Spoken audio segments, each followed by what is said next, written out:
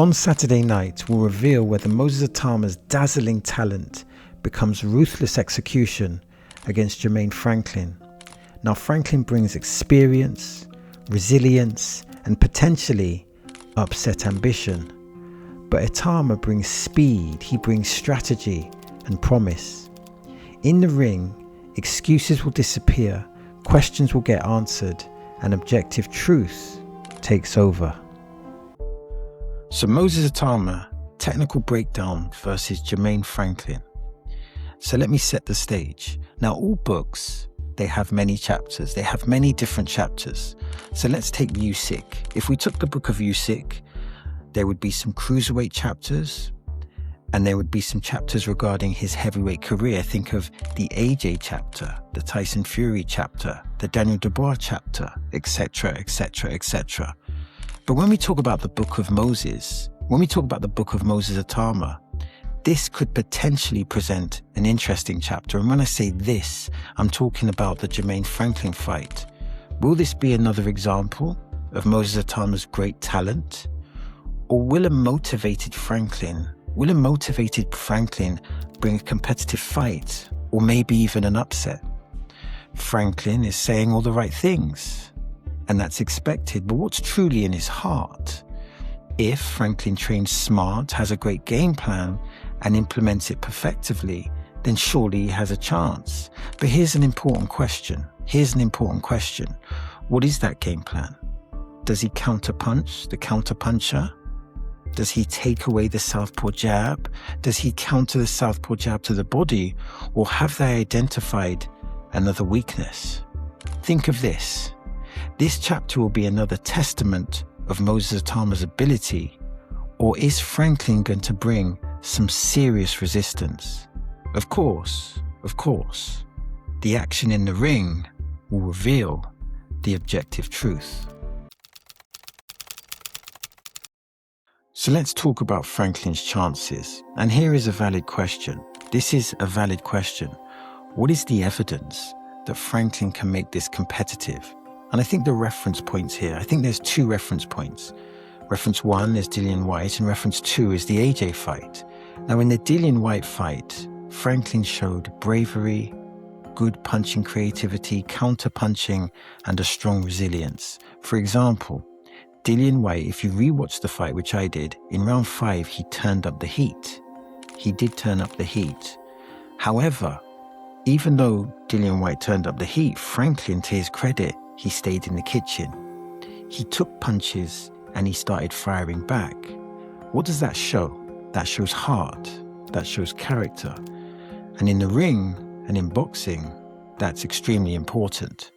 He also showed good boxing IQ that night, and he showed some significant potential. The AJ fight was perhaps a mixed bag, and perhaps we can define this in 2 phases. Phase 1, he did not do enough to win the fight. But phase 2, he did go the distance with a former 2-time heavyweight champion. However, there's some important context here. In that fight against AJ, he needed to roll the dice. He needed to take a risk, and he didn't. And the question is why? Why did he not take that risk? Now, a strong desire is hard to break. A strong desire is hard to break. Think of this. If Franklin is bringing his best to the table, then this could be a compelling contest. Motivation, psychological power, and discipline is a hard force to break. But is Franklin bringing this to the table? So let's talk about Moses' camp. And in one of the episodes on DAZN, they spoke about his camp and they spoke about Moses Itauma's injury. This is the injury that postponed the fight. And I was intrigued about the injury. So here is the context. Moses Itauma tells Frank Warren, and Frank Warren is his promoter, that he is injured, but he's okay. So he says he's injured, but he says he's okay to fight. Frank Warren, though, encourages Moses Itauma to get a scan. So Moses states that he's fine, and he feels that he is fine, but when he goes into sparring in camp, he can't throw the hook, and I'm assuming he means the right hook. He then has another conversation with Frank Warren, the promoter, who states, "You're not going to box unless you get a scan." So following that pressure, or following that conversation, Moses Itauma gets a scan. And it reveals, I believe they said it was a grade 2 tear on the bicep. What does this mean? It means that the injury was very real. And I think Frank Warren comes off very well here, because he advises Moses Itauma to get a scan, which, let's face it, is the sensible precaution. So Itauma tried to push through the tear, the bicep tear, which is definitely not recommended if you want to be optimal, but it does show character. Think of this. Is the injury to Moses Itauma, has he fully recovered from that injury? And will this be an important variable in the fight? So in this episode, we see the relationship between Moses Itauma and Benm Davidson, and I believe that this relationship is the key. It's the key. Now, Ben's strategic efficiency can make a difference, particularly in big fights, and Ben has high credibility. He has high credibility as a trainer. We also get an insight that they know Franklin well, and when I say they, I'm referring specifically to Moses Itauma and Benm Davidson. So there's a familiarity there. And that begs the question, does that benefit them? And of course, in this video, you see the mitt work, you see the bag work, etc. And according to Benm Davidson and Moses Itauma, they regard Franklin as a seasoned pro. So the important question here is, are they preparing for the best Jermaine Franklin? Moses Itauma states, this is his toughest fight. This is his toughest fight. If that's true, this will indicate that Moses Itauma will come in great condition. And also we get some insight into Benm Davidson's study philosophy, studying boxers' reactions and habits. Davidson talks about Moses Itauma's discipline and his dedication. And of course, discipline and dedication are important elements in boxing. Moses Itauma talks about evolving. He talks about evolving as a boxer. And this sounds like a student approach. Itauma states that he is going into the unknown. And he states that he has a game plan, and this game plan will be a collaboration, or it will be initiated strategically by Benm Davidson. Think of this. They understand that Franklin is a challenge and therefore have prepared meticulously. If that premise is true, then Franklin has a very hard test in front of him. It's important to understand that a lot of things happen behind the curtain. So a lot of things happen behind the curtain, figuratively speaking. For example, we are not privy to what goes on in sparring, and often poor camps can be concealed by clever marketing. On top of this, we don't know the specific nuanced strategies of both boxers, so we don't know the strategies that are being worked on by Moses Itauma or the strategies that are being worked on by Jermaine Franklin. So here is a question. Does the better boxer with a better strategy increase their chances of victory? But can the greatest strategy overcome poor implementation? So like every sport, boxing has a sequence of variables.